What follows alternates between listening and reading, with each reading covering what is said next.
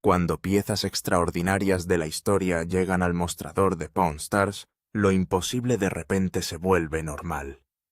En lo que parece una tarde más dentro de la tienda, las puertas se abren y entra una espada que se dice fue llevada por uno de los propios guardias imperiales de Napoleón, un cañón de la guerra civil que todavía tiene el poder de disparar un Ford olvidado de 1929, rescatado de décadas dentro de un granero abandonado, un altavoz fabricado en Oregón que permaneció intacto en un casillero polvoriento, e incluso un Rolls Royce cuyo dueño insiste que alguna vez perteneció a Johnny Cash con un precio de venta asombroso de $350.000. Cada objeto llega envuelto en una historia y cada vendedor cruza esas puertas creyendo que su tesoro finalmente está a punto de recibir el reconocimiento y el dinero que cree que merece. Cada propietario tiene total confianza en el valor de lo que posee.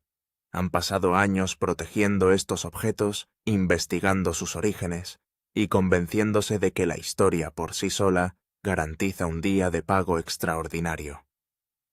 Sin embargo, al otro lado del mostrador se encuentra alguien que ha escuchado miles de historias increíbles, antes alguien que había aprendido que la confianza y la prueba rara vez son lo mismo. Lo traje aquí por el origen del coche, explica con total seguridad un vendedor. Cuando se le pregunta a qué procedencia se refiere, afirma con calma que el vehículo fue comprado por ABC Television como regalo a Johnny Cash, tras el éxito de The Johnny Cash Show en 1969. Esto pertenecía a Johnny Cash, insiste sin dudarlo creyendo que la declaración por sí sola debería transformar el valor del automóvil. Esa confianza es exactamente lo que hace que Pawn Stars sea tan impredecible. Cada artefacto lleva el peso de la creencia de alguien. Cada negociación se convierte en una batalla entre la emoción y la evidencia, y casi nadie sale de la tienda con el número que imaginaba antes de cruzar la puerta principal. En este negocio la historia puede no tener precio, pero la prueba siempre decide el precio final. Un cliente entra con la tranquila confianza de quien cree que ya sabe exactamente lo que posee. Durante años ha coleccionado espadas napoleónicas estudiando su historia hasta considerarse un experto por derecho propio. No vende porque necesite dinero desesperadamente, sino porque ha decidido simplificar su colección. Y si esta pieza en particular se vende las ganancias, financiarán unas tan esperadas vacaciones en Europa con su esposa. Su paciencia lo distingue inmediatamente de muchos otros vendedores. No hay urgencia en su voz, ningún intento ansioso de presionar para llegar a un acuerdo, solo la tranquila seguridad de alguien que cree que el objeto hablará por sí mismo. Sabe a dónde irá el dinero si la transacción tiene éxito, y esa confianza da forma a cada palabra que sigue. ¿Entonces esta es una espada de la Guardia Imperial?, pregunta el dueño de la tienda. El vendedor asiente con orgullo, antes de explicar que la Guardia Imperial representaba una de las fuerzas militares más elitistas que Europa haya visto jamás, comparándola con las unidades de operaciones especiales actuales. Según él, no se trataba simplemente de otra arma militar, sino de una espada de oficial llevada por los hombres elegidos que estaban más cerca del propio Napoleón. La Guardia Imperial ocupa un lugar extraordinario en la historia militar. Creada originalmente como guardaespaldas personal y reserva estratégica de Napoleón Bonaparte, con el tiempo evolucionó hasta convertirse en una de las fuerzas de combate más respetadas jamás reunidas en el continente europeo. La admisión en sus filas nunca fue ordinaria. Los soldados se ganaron su lugar gracias a una disciplina excepcional, valentía demostrada, servicio distinguido en el campo de batalla y una presencia física que los separaba del soldado de infantería promedio. A diferencia de las tropas regulares que luchaban batalla tras batalla, la Guardia Imperial a menudo era reprimida hasta los momentos más decisivos. Napoleón confiaba en ellos no solo como su reserva militar definitiva, sino también como su escudo personal, colocándolos tan cerca de él que los observadores a menudo podían determinar la ubicación exacta del emperador simplemente observando dónde se reunía la guardia. Su lealtad se convirtió en historias legendarias e inspiradoras, que sobrevivieron mucho después de que terminaron las guerras. Algunos miembros de la guardia siguieron siendo tan devotos de Napoleón que prefirieron el exilio antes que abandonar al hombre que habían jurado proteger. Ese nivel de lealtad personal transformó a la Guardia Imperial en mucho más que una unidad militar de élite. Se convirtió en uno de los símbolos definitorios del reinado de Napoleón y una de las instituciones más románticas de la historia militar europea. Debido a ese notable legado, un arma asociada con la Guardia Imperial representa mucho más que acero, cuero y artesanía. Se convierte en un testigo sobreviviente de una de las eras militares más estudiadas de la historia, llevando consigo siglos de fascinación y erudición. Esa importancia histórica es exactamente la razón por la que el vendedor cree que el precio que pide está completamente justificado. A medida que continúa la conversación, la atención se centra en varias marcas inusuales estampadas en la hoja. El vendedor explica que las iniciales pertenecen a Schnitzler y Kirschbaum, un respetado fabricante alemán cuyas espadas fueron forjadas en Solingen, una ciudad famosa por producir algunas de las mejores hojas de Europa durante cientos de años. La reputación de Solingen por su excepcional artesanía se extendió por todos los reinos mucho antes de que existiera la fabricación industrial moderna. El dueño de la tienda se da cuenta inmediatamente de lo que parece ser una contradicción. Si la espada fue producida en Alemania, ¿cómo pudo haberla portado la Guardia Imperial de Napoleón cuando los estados alemanes pasaron gran parte de esa época luchando contra el Imperio francés?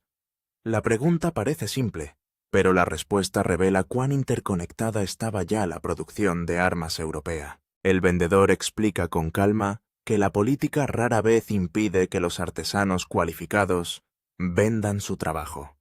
Los fabricantes de espadas de Solingen producían hojas para cualquier gobierno, ejército u oficial que estuviera dispuesto a pagar por acero de la más alta calidad, independientemente de las alianzas cambiantes y los conflictos en curso. La reputación a menudo cruzaba las fronteras nacionales, mucho antes de que la diplomacia pudiera hacerlo. Esa contradicción solo añade otra capa fascinante a la historia del artefacto. Una espada forjada por artesanos cuya patria se oponía a Napoleón bien podría haber terminado protegiendo al propio emperador. La historia rara vez es tan sencilla como la gente imagina, y objetos como este a menudo preservan esas relaciones complicadas mejor que los registros escritos. El vendedor declara con seguridad que cree que se trata de una de las mejores espadas jamás producidas para el gran ejército de Napoleón. Presenta la afirmación casi como un hecho incuestionable, la culminación de años dedicados a recolectar y estudiar armas similares. Pero dentro de la casa de empeño, la confianza por sí sola nunca es suficiente. El dueño de la tienda escucha con respeto, pero se niega a basar miles de dólares en convicciones personales. La experiencia le ha enseñado que toda afirmación extraordinaria exige una verificación igualmente extraordinaria. Ese simple principio separa un negocio de empeño exitoso del juego imprudente. Se llama a un experto independiente para que evalúe la espada siguiendo el proceso familiar que acompaña a cada artefacto histórico importante que ingresa a la tienda. La reputación del especialista tiene mucho más peso que la confianza del vendedor, porque la autenticación depende de la evidencia, no del entusiasmo. En unos instantes el perito reconoce la pieza e inmediatamente comienza su examen. Sorprendentemente su atención no se centra en la propia espada. En cambio sus ojos se mueven directamente hacia la vaina, explicando que los ejemplares supervivientes de este período casi nunca conservan su cubierta de cuero original en tan completa condición.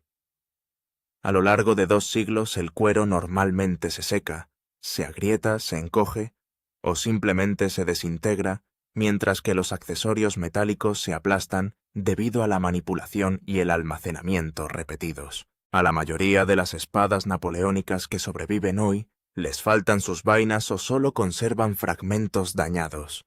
Este ejemplo, sin embargo, sigue siendo sorprendentemente completo, con cuero conservado mucho mejor de lo que los expertos normalmente esperan de un artefacto de esta época. Ese único detalle aumenta significativamente tanto su importancia histórica como su atractivo coleccionable. El experto identifica el arma con mayor precisión que su propietario. En lugar de describirla simplemente como la espada de un oficial de la Guardia Imperial, la clasifica como una espada de presentación de un oficial de caballería pesada, un arma ceremonial que normalmente se otorga para conmemorar la valentía excepcional, el servicio distinguido o la promoción en lugar de entregarse como equipo militar estándar. Las espadas de presentación recibieron mucha más atención durante su fabricación que las armas de servicio ordinarias. Su acabado grabado trabajo decorativo y artesanía en general reflejaban el honor asociado con recibirlos. Esa calidad superior probablemente contribuyó a que esta espada sobreviviera en tan notables condiciones durante más de 2 siglos. Mientras continúa el examen, el experto estudia cómo encaja la hoja dentro de su funda. La precisión le impresiona inmediatamente, la hoja se desliza en su lugar con tanta perfección que prácticamente no hay holgura ni movimiento no deseado. Ese nivel de artesanía sirve como uno de los indicadores más fuertes de que la espada y la vaina han permanecido juntas desde el día en que se fabricaron originalmente. Este tipo de construcción, precisa y hecha a mano, es extraordinariamente difícil de imitar para las reproducciones modernas. Las armas antiguas fueron montadas individualmente por artesanos, lo que significa que cada componente fue cuidadosamente combinado durante la producción. Los coleccionistas y autenticadores a menudo prestan tanta atención a cómo encajan las piezas como a las piezas individuales, porque los componentes que no coinciden con frecuencia exponen reproducciones posteriores o falsificaciones ensambladas. Aún así, hay una característica que el experto desearía que hubiera sobrevivido. Explica que las espadas de este período solían tener un acabado superficial con un rico tratamiento azul, similar en concepto al pavonado utilizado en las armas de fuego antiguas. Contra ese acabado azul intenso, las decoraciones doradas y los diseños grabados se habrían destacado dramáticamente, creando una apariencia mucho más llamativa de lo que queda hoy. Desafortunadamente, los siglos han borrado casi todos los rastros de ese azulado original. Una ligera oxidación de la superficie se ha extendido por partes de la hoja, suavizando el contraste que alguna vez hizo que su trabajo decorativo fuera realmente espectacular. Aún así, sobreviven suficientes detalles originales para demostrar tanto la autenticidad del arma como su conservación notablemente cuidadosa. Después de completar su examen, el experto entrega su conclusión. A pesar de que le falta un acabado azulado, la espada sigue siendo genuina, históricamente significativa e inusualmente bien conservada para su edad. Con base en las condiciones actuales del mercado y las ventas comparables, estima que su valor justo de mercado es de aproximadamente $3.900. Quieto. La evaluación inmediatamente lleva la negociación hacia una dirección completamente diferente. El vendedor entró en la tienda con la esperanza de recibir $5.800 por la espada, creyendo que su rareza justificaba cada dólar de esa cifra.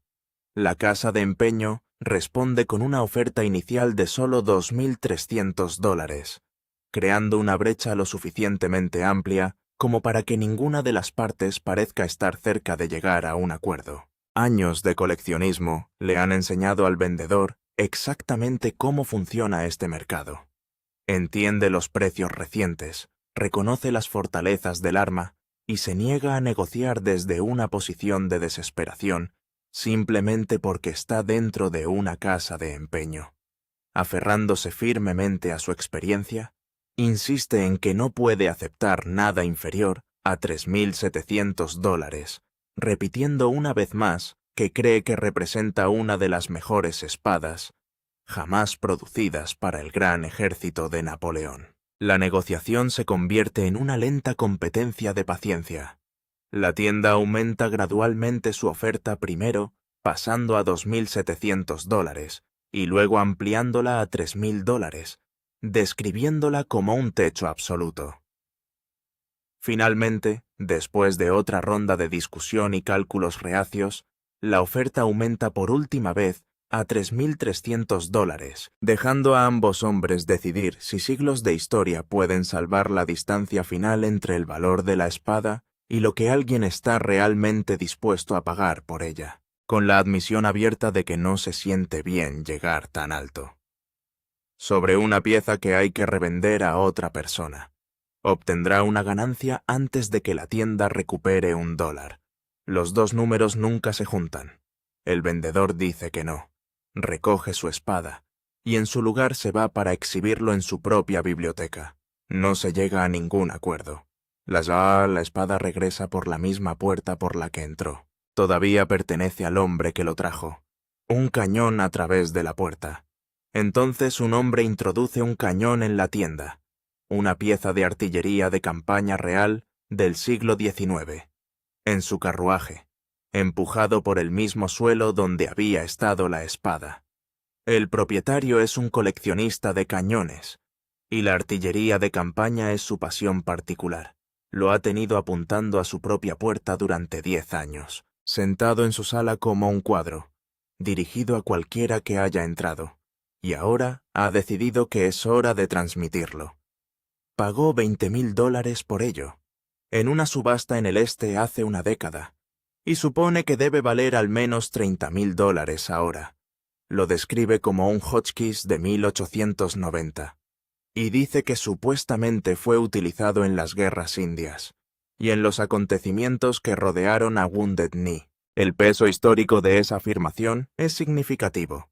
El final del siglo XIX fue el período final del largo conflicto entre el ejército de los Estados Unidos y las naciones de las llanuras, y la artillería ligera y de disparo rápido cambió la forma en que se libraban esos enfrentamientos. Un arma lo suficientemente pequeña como para ser transportada por animales de carga a un terreno accidentado. Sin embargo, es capaz de disparar cartuchos autónomos en rápida sucesión. Le dio a una columna de campaña una potencia de fuego que nunca antes había tenido en ese terreno.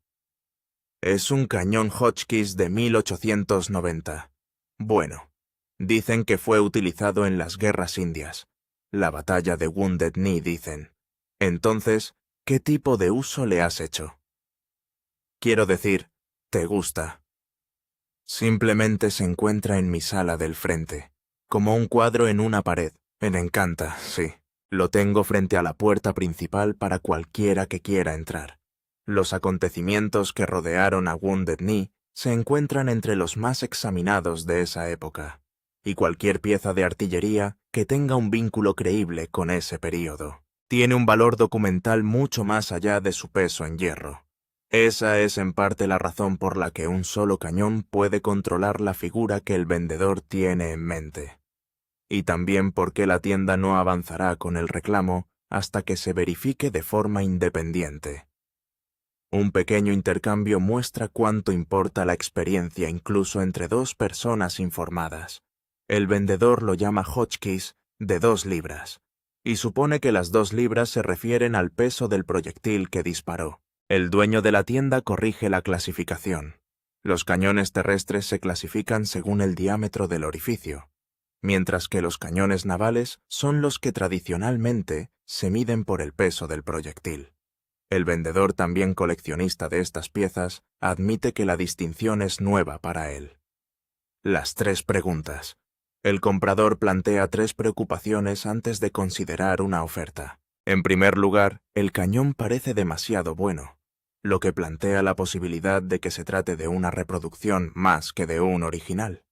En segundo lugar, se desconoce si realmente se dispara. Y con las armas viejas, la diferencia entre una pieza funcional y una pieza de exhibición estática es enorme. En tercer lugar, no hay certeza sobre un precio justo por algo tan inusual.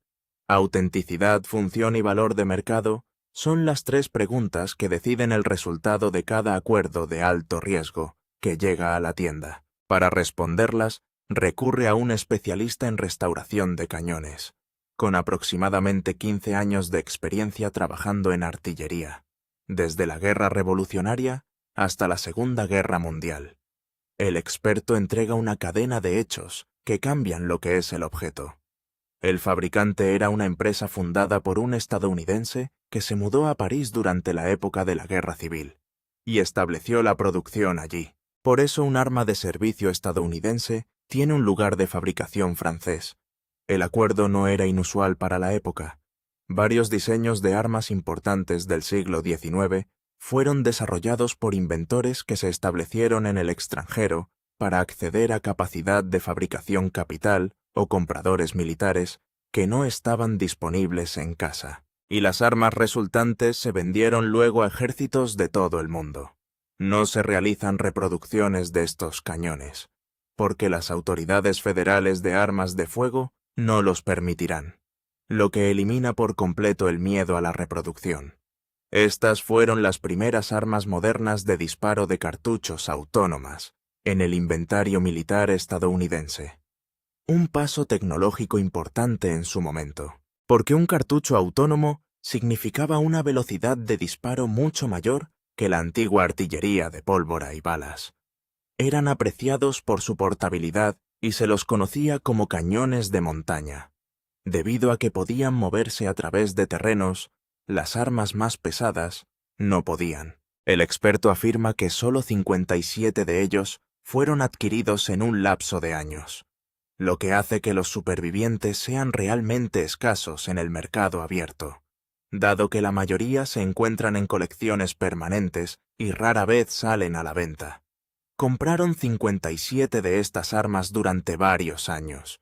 57 en total, sí. Ahora mismo tengo 2 cosas pasando por mi cabeza. Es raro, y eso es genial. Y es raro y caro, porque la pátina y poco óxido aquí y allá. Todo eso indica que este es el verdadero negocio. La pátina y el ligero óxido disperso no son defectos en su lectura. Son las huellas dactilares de la edad real, el tipo de historia superficial que un falsificador no puede falsificar de manera convincente. Su veredicto es 100% auténtico, en estado sólido y completo, y una buena compra. La línea de los $40,000. A continuación se examina el ánima y se declara que está limpia lisa y que se puede disparar. ¿Cuál es el factor más importante a la hora de valorar una pieza de artillería? Un arma que dispara y un arma que no. Son 2 objetos completamente diferentes a 2 precios completamente diferentes. El experto calcula que un arma funcional de esta época y en estas condiciones cuesta $40,000 durante todo el día. El vendedor solo esperaba $30,000. Aquí está el truco. El comprador separa inmediatamente 2 números que la gente confunde constantemente. $40,000 es el precio de coleccionista. La figura de un entusiasta apasionado paga para poseer el objeto de forma permanente y nunca revenderlo. La tienda no es coleccionista, existe para revender, lo que significa que nunca podrá pagar el precio del coleccionista y seguir siendo un negocio. El acuerdo se basa en una única condición. Si el cañón dispara, se vende por $30,000. Si no se dispara, el valor colapsa y los términos cambian por completo. Lo sacan a campo abierto para resolver la cuestión. La munición tiene su propia historia. Los proyectiles se transportaban originalmente en cajas de pino cargadas en mulas junto al arma. Las rondas originales fueron explosivas, con aproximadamente la fuerza destructiva de una granada de mano moderna, y los disparos en vivo de ese tipo ahora están estrictamente prohibidos. Por eso para la prueba se utilizan proyectiles de aluminio inertes.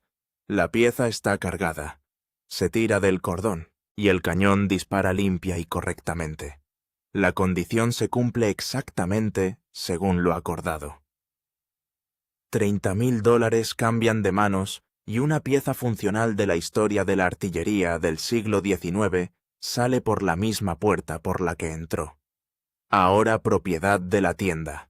Un granero, un Ford Y una apuesta. No todos los tesoros llegan terminados. Algunos llegan como potencial bruto. Un hombre trae un Ford Roadster de 1929. Dice que encontró en un granero en Stockton un modelo A totalmente de acero. Todavía conserva su carrocería, guardabarros y estribos originales. El modelo A ocupa un lugar específico en la historia del automóvil estadounidense. Fue el coche que sucedió al modelo T.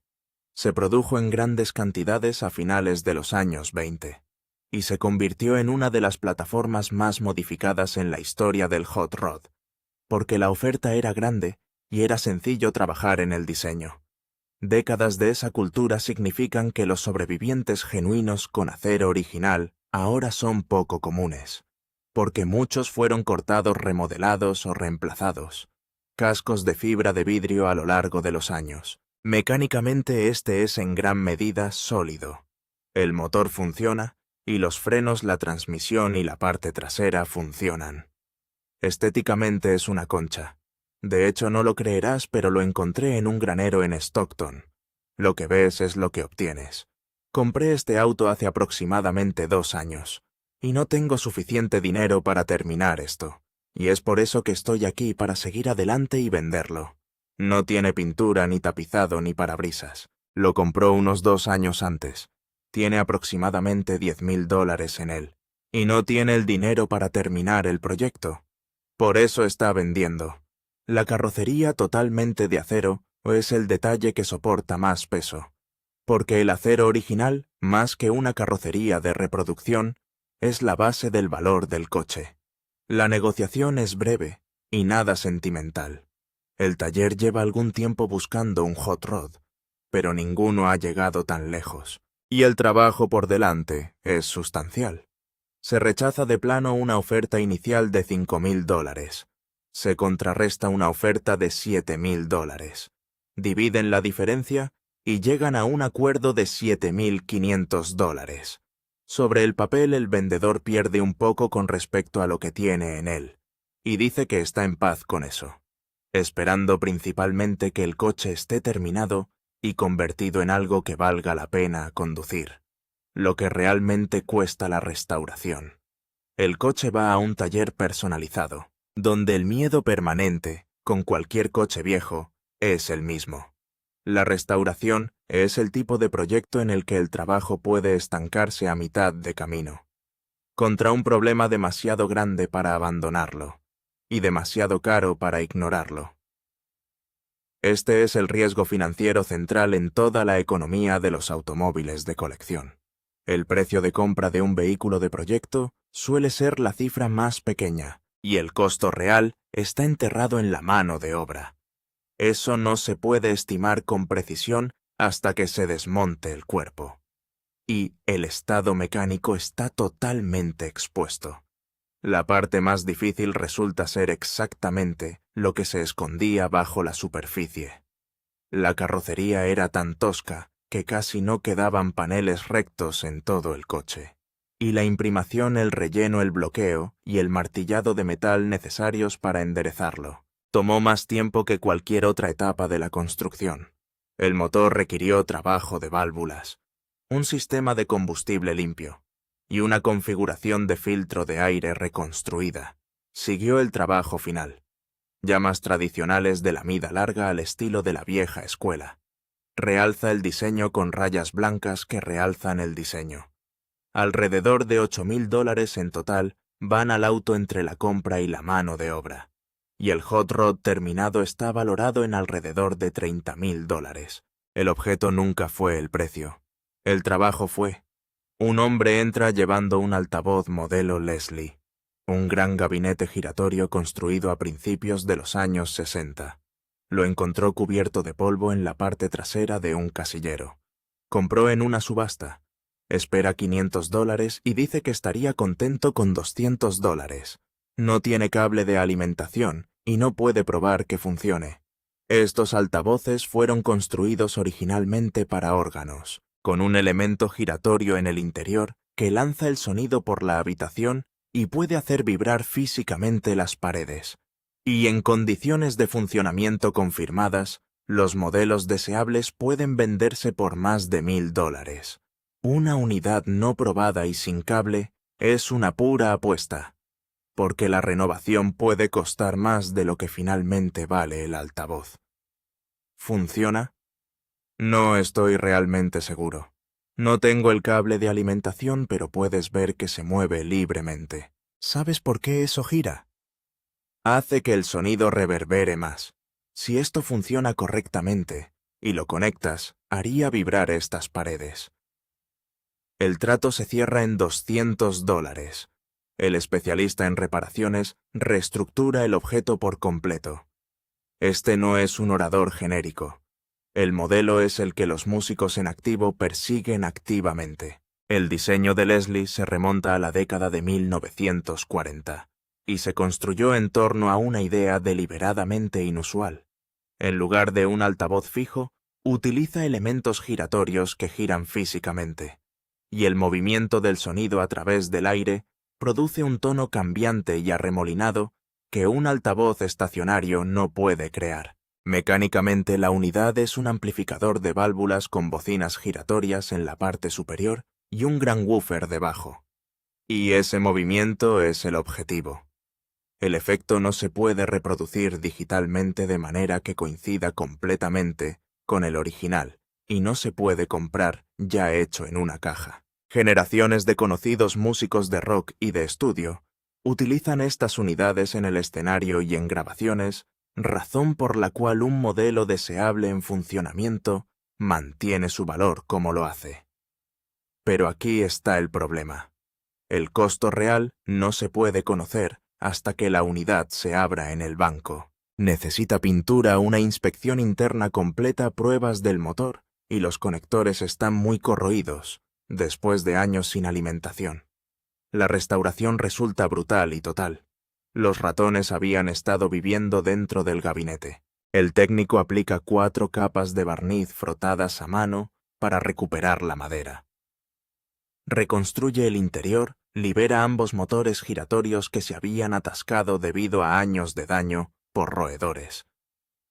Reconstruye cada cojinete en el conjunto móvil y construye un preamplificador de válvulas completamente nuevo. También modifica la unidad para que pueda aceptar una guitarra, un bajo, una voz, o cualquier fuente de audio moderna en lugar de solo un órgano, lo que amplía sustancialmente el grupo de compradores potenciales. El altavoz original dentro del gabinete demuestra ser un componente raro y de primera línea que no se puede igualar con nada que se venda actualmente. Los números se asientan limpiamente. $200 por la unidad, $600 por la obra. $800 todo incluido. Una unidad modificada de este tipo se vende por unos $2,000. Una apuesta polvorienta extraída de un casillero olvidado se convierte en una de las compras más fuertes del mercado. El Rolls Royce del hombre de negro. El último tesoro lleva el nombre más importante, un Rolls Royce Silver Shadow de 1970, guardado durante años y traído por un hombre que pidió $350,000 por él. El Silver Shadow en sí es un modelo importante en la historia de la empresa. Fue el automóvil que llevó a Rolls-Royce a la era moderna de construcción monocasco e ingeniería de alta gama y se convirtió durante décadas en uno de los símbolos de estatus más reconocibles en la carretera. No hay insignia de lujo en el mundo que se identifique más universalmente a simple vista, y la gente siempre ha estado dispuesta a pagar solo por ese reconocimiento. Pero el precio de venta de este automóvil no depende de la insignia. Se basa en una historia. Y el vendedor no vino solo. Trajo un testigo para respaldarlo. Mi conexión con Johnny Cash se remonta a mucho tiempo. En 1960 me llamó para ir con él solo por 2 semanas, y duró casi 40 años. El testigo es el baterista de Johnny Cash, un hombre cuya relación laboral con el cantante comenzó como un compromiso de 2 semanas y duró casi 40 años. Esa duración de la asociación es importante porque no lo convierte en un concesionario o corredor, sino en un participante de primera mano en el período del que proviene el automóvil. Según el relato del baterista, el auto fue comprado por una cadena de televisión y se lo entregó a Johnny Cash como regalo luego del éxito de su programa de televisión en 1969. Dice que era una de las pocas personas en las que Cash confiaba para conducir el auto personalmente. Relata un recuerdo específico: un Rolls-Royce nuevo moviéndose por la ciudad con la ventana trasera remendada con cartón y cinta adhesiva, después de que la ventana fallara en un clima frío y no hubiera otra solución rápida. Ese detalle, el relato de un testigo presencial de una persona identificada que estuvo allí, es la base completa del precio. Cuando un nombre vale dinero. El taller llama a un especialista en coches clásicos porque un nombre tan grande exige una segunda opinión independiente antes de tomar cualquier cifra en serio. El coche en sí tiene un aspecto impresionante. El motor nunca se ha desmontado del chasis. El cuero es todo original y era de primera línea cuando era nuevo. El techo interior está en excelentes condiciones para la época. Con 31.000 millas originales, el coche se conduce con solidez y se mantiene en la carretera para un vehículo de 1970, como señala abiertamente el especialista. Es un sobreviviente genuino en su estado original. El problema nunca es el coche. El problema es el número adjunto al nombre. El especialista plantea una dura comparación. Dice que otro Rolls-Royce de 1970, que también perteneció a Johnny Cash, se vendió en una subasta por $49.500, lo que situaría a este coche aproximadamente en el mismo rango de $50.000. El baterista rechaza con fuerza la comparación. Insiste en que el coche subastado era una limusina Granate, un coche más largo que este que Cash nunca tuvo y que ni siquiera vio. El dueño de la tienda presenta el argumento más frío. Si una sala llena de postores creía que un automóvil era de Johnny Cash y pagaba en consecuencia, entonces el resultado de la subasta es lo que el mercado realmente considera que vale un automóvil de Johnny Cash, independientemente de si la procedencia detrás de él era sólida. Tengo que ponerlo en esa misma zona en $50.000. El auto del que estás hablando era una limusina Granate, un auto más largo que este. Johnny Cash nunca fue dueño del auto. Johnny Cash nunca vio el auto. Oye, bueno, el hecho es que la gente, si estuviera en una subasta y todos en la subasta creyeran que era de Johnny Cash, eso es lo que valdría un auto de Johnny Cash. Seguro. De acuerdo. La brecha es insalvable. La tienda no superará los $50.000. El vendedor no bajará de los $200.000. No hay acuerdo, solo una separación por respeto mutuo entre las dos partes. En cambio, el automóvil se dirigirá a una subasta donde un coleccionista dedicado de Johnny Cash fijará el precio que el mercado abierto decida que vale. Lo que realmente mide el contador. 6 tesoros, 6 veredictos. La espada se vendió por $3.300 cuando su dueño se negó a romper los $3.700. El cañón se vendió por $30.000 en el instante en que se disparó. El Ford salió por $7.500 y regresó con un valor de $30.000. El polvoriento altavoz convirtió $800 en $2.000. El Johnny Cash Rolls-Royce nunca se vendió porque ningún comprador diría cuánto vale una leyenda. Los objetos nunca lo fueron. Son la historia. La historia fueron los pocos minutos en los que la historia conoció un número, y alguien tuvo que decidir si los dos estaban juntos. Las ofertas más interesantes son las que nunca se cierran, y los espectadores pueden opinar a continuación sobre cuál de estos tesoros realmente valió la pena correr el riesgo.